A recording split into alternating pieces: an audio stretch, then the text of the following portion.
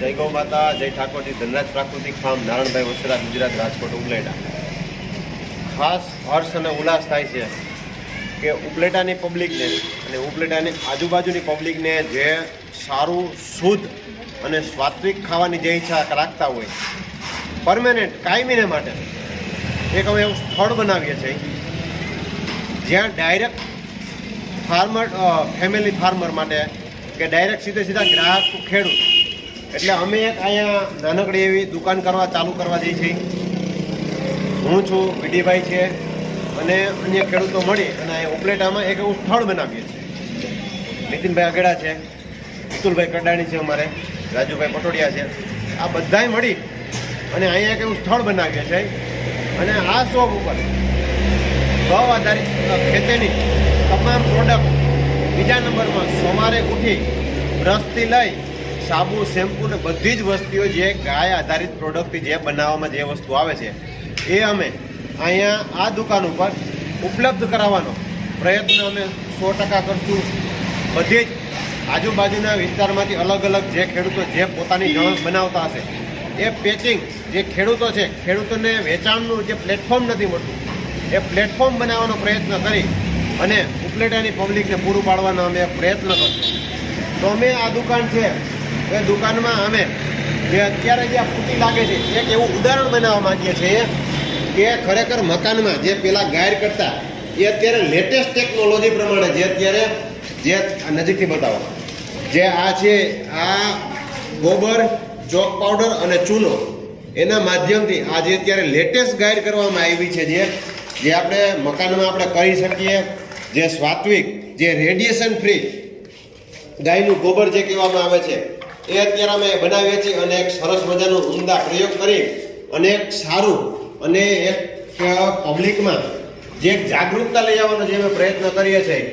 તો જેથી કરીને જે માણસો, જે જાગૃત માણસો છે, ક્યાંક ને ક્યાંક આવી વસ્તુ શોધતા હોય પણ ન મળતું હોય તો એના માટેના અમે એક પ્રયત્નો પૂરા કરીએ છીએ.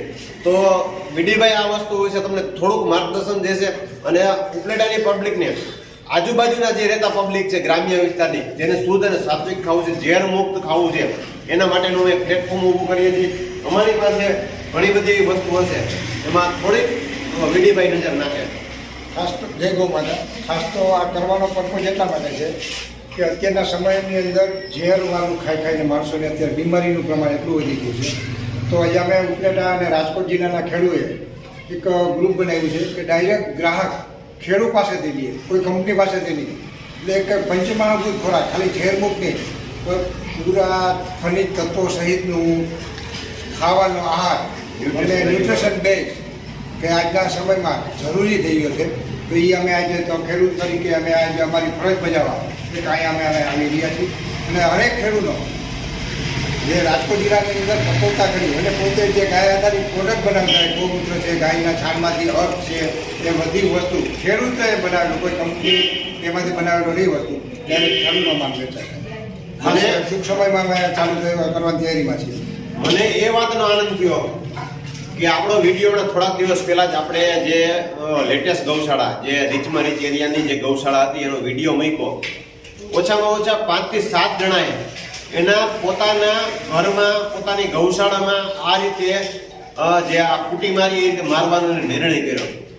તો ખાસ કરીને મિત્રો જણાવવાનું કે આપણી ચેનલને સબસ્ક્રાઇબ કરજો અને આપણા પેજને ફોલો કરજો, જેથી કરીને મોટિવેશન મળે. આનાથી હું કંઈ એટલો બધો કંઈ મોટો માણસ નહીં થઈ જાઉં, પણ તમારા શેર અને ફોલો અને સબસ્ક્રાઈબરથી મને મોટિવેશન મળશે અને કંઈક ને કંઈક નવી વસ્તુ જે જાગૃતતા કલ્યાણ, જે આજે ગાય છે, ગાયને જે આપણે સારી વસ્તુ, શુદ્ધ વસ્તુ તરફ જે આકર્ષિત કરવી છે તેનું કેન્દ્ર ગાય છે. તો ગાયને સારી અવસ્થામાં લઈ જવા માટે થઈ કેમ કે એનો પ્રચાર પ્રસાર આપણે કરવો પડશે. તો મારો એ વિડીયો જોયા પછી ઓછામાં ઓછા મારી નજીકના 5 જણાએ એવો વિચાર કર્યો કે આપણે આ રીતની કુટી મારવી છે. આ દુકાનમાં અમે જોયું, દુકાનનું નક્કી થતું હતું ને આ દુકાનમાં અમારે તાત્કાલિક કુટી મારવાનું નક્કી થયું.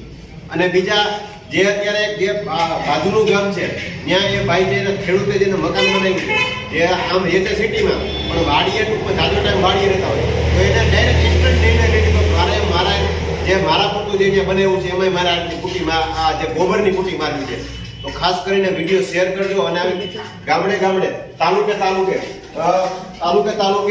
આવું ઊભું થાય આ છે ગાયનું ગોબર, ચૂનો અને ચોક પાવડર, એનાથી તૈયાર સેમ ઓલી ફૂટી જેવી જ છે, સેમ એના જેવી જ વસ્તુ છે. આ લગાડવામાં એ રીતે એ જ છે, જે આ રીતે જો આ તમે જોઈ શકતા હશો, જે આપણે એની ફૂટી મારતા હોય એ જ રીતે મારે છે, એમાં કાંઈ બીજી કોઈ નવીનતા નથી. અને હા, જે આપણે મારી શકીએ ઇઝીથી.